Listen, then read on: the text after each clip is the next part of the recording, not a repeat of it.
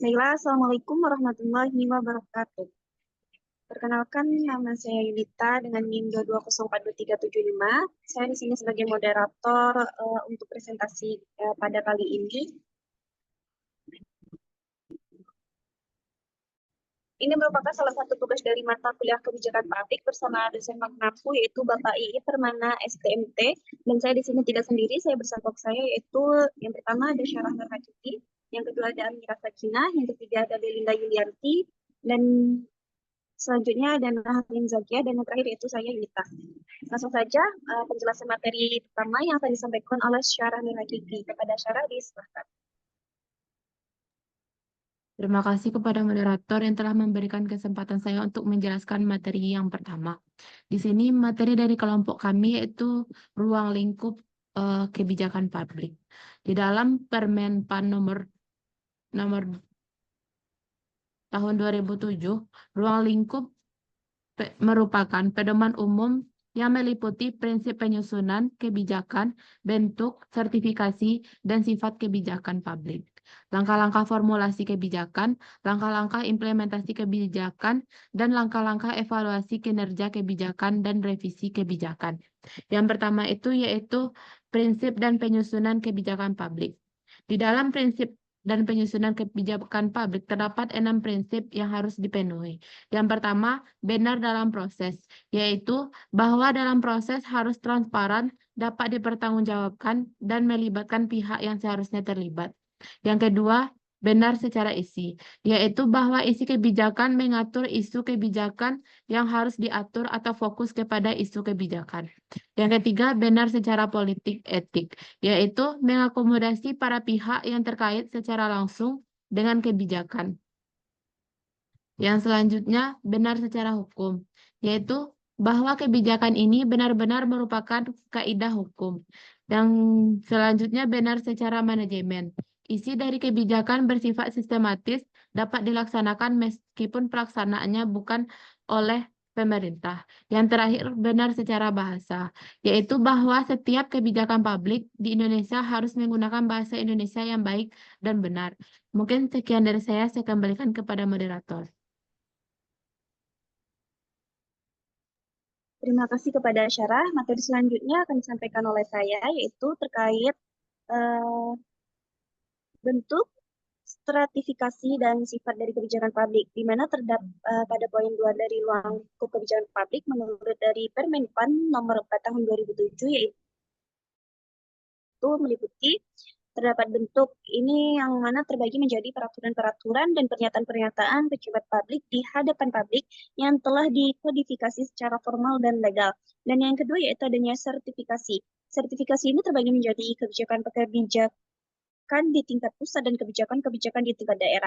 Dan yang terakhir yaitu adanya sifat kebijakan publik, di mana ini terdiri dari berbagai macam sifat, yaitu meliputi kebijakan publik strategis atau politik. Selanjutnya ada kebijakan public management, dan yang terakhir adalah kebijakan publik teknis. Materi selanjutnya yaitu terkait langkah-langkah dalam perumusan kebijakan.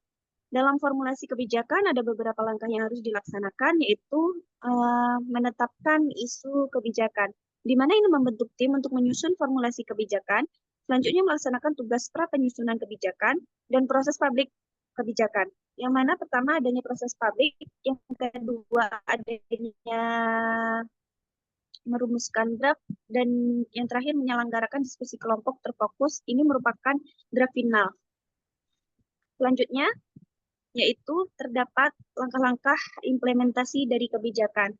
Nah, dalam melaksanakan kebijakan publik ini, langkah-langkah yang harus diambil adalah yang pertama, yaitu penyusunan kebijakan, implementasi dari 0 sampai 6 bulan. Lalu yang kedua yaitu implementasi dilakukan tanpa sanksi atau masa percobaan. Dan yang terakhir yaitu implementasi kebijakan yang diberikan sanksi dilakukan setelah melalui masa uji coba. Baiklah, selanjutnya, materi selanjutnya yang akan disampaikan oleh Nahrizla.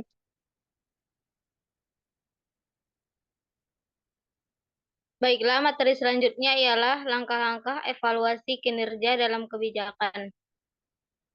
Dalam menyelesaikan langkah-langkah evaluasi kebijakan publik, ada tahapan-tahapan yang harus dilakukan meliputi Pertama yaitu persiapan, kedua pembentukan tim, yang ketiga rencana kerja, selanjutnya proses evaluasi, dan terakhir yaitu pelaporan hasil evaluasi. Selanjutnya, revisi kebijakan yaitu diperlukan karena kebijakan publik bersifat dinamis dan kebijakan publik hadir dalam masyarakat yang dinamis. Oleh karena itu, dalam kondisi tertentu, kebijakan publik harus mengalami perubahan agar dapat menghadapi perubahan isu yang terjadi. Dari sumber Abdullah Awan dan Ruspiana Yudi 2016, dari teori dan analisis kebijakan sumber lain dari buku ini menurut pandangan Charles of Jones bahwa domain dalam kebijakan publik meliputi penyusunan agenda, perumusan kebijakan, adopsi kebijakan, implementasi kebijakan, sampai evaluasi dan penilaian hasil kebijakan. Pendapat ini juga yang menyatakan bahwa ruang lingkup kebijakan meliputi tata cara penyusunan kebijakan itu sendiri. Sekian dari saya kembalikan kepada moderator.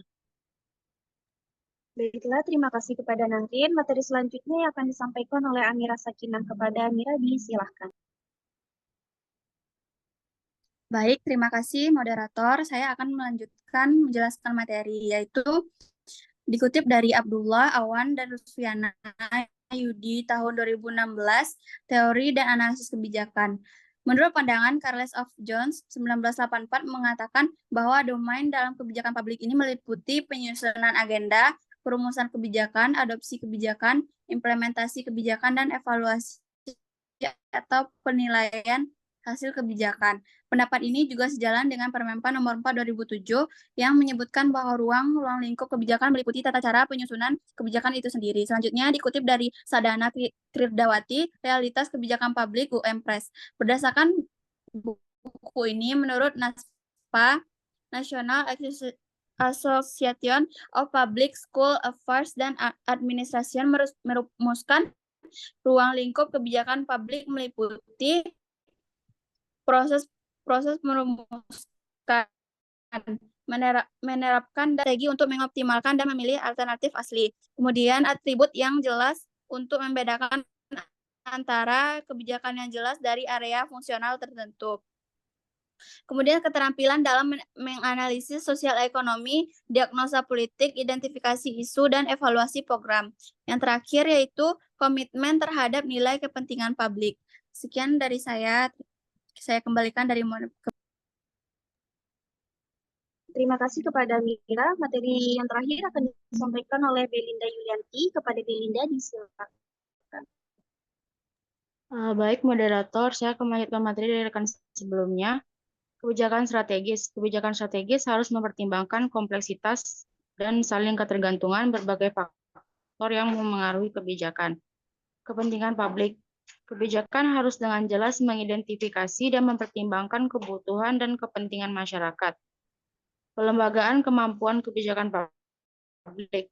Ini melibatkan pengembangan struktur, proses, dan keterampilan yang diperlukan untuk desain, implementasi, dan evaluasi kebijakan yang efektif.